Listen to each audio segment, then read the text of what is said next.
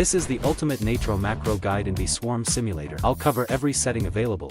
There's a lot of them, but I'll begin with the macros installation itself. Timestamps are in the description, yet I'd suggest watching everything to master this software. Besides that, every link I visit throughout the video will be in order in the description, including Natro's Discord link. You can skip these role pickers, it's not necessary. Then you'll get a message from Blue. The macro will come in your downloads folder in a zip file format, so you'll need to extract it. If you don't have any extracting softwares, right-click, open with Windows Explorer. This is the folder you'll always be opening when you'd like to macro, so I'll drag it to desktop. If you do have an extracting app, right-click, extract here, and boom. Before we go over every Natro setting and customize them, we need to make sure our window settings are correct, otherwise you'll run into some problems. Type settings into your search bar. System. Make sure this is set to 100%. Now before we get into the Gather tab, click the Settings tab. If these settings are wrong, the macro will also not function. Select the Hive slot which you've claimed, 1 being right next to the cannon, and 6 is the furthest away. Write the number of bees you have. Make this 0. If you're playing in a VIP server, paste the link here. For the join method, choose deep link since the macro itself says it's faster. Here you can enable auto rejoin at a specific time. This is great if you want to reset your VIP server and lag. Usually you want to do it at least once every 24 hours. Make sure fallback to public server is enabled. It makes it so if for some reason your VIP server link stops working, the macro will join a public server.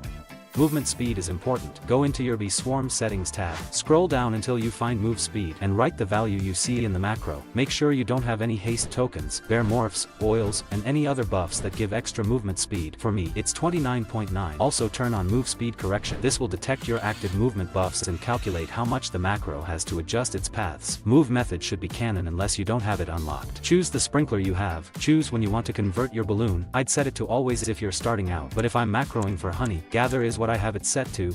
These two settings are completely useless. If you weren't aware, some time ago if you reset twice in a row, all of your bees would gain its energy back, meaning they would take a lot longer to get tired and sleep. Now this feature has been removed, so uncheck this and have the slider all the way to the left. If you don't want to swing your tool when macroing, turn this setting on. The only situation I could think of is if this is your alt account. It would make sense because you want your alt accounts to stay in the field as long as possible.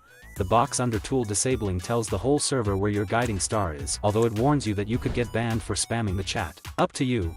1 out of the 9 tabs are done. Now we can go to the first one, Gather tab. Let me speed run every button here before going into some advanced stuff, because if you're not aware what every setting does, you won't understand what you're actually changing. This clipboard saves the current field setting you have, so if you mess with some stuff and you like what you created, this is the button to save it.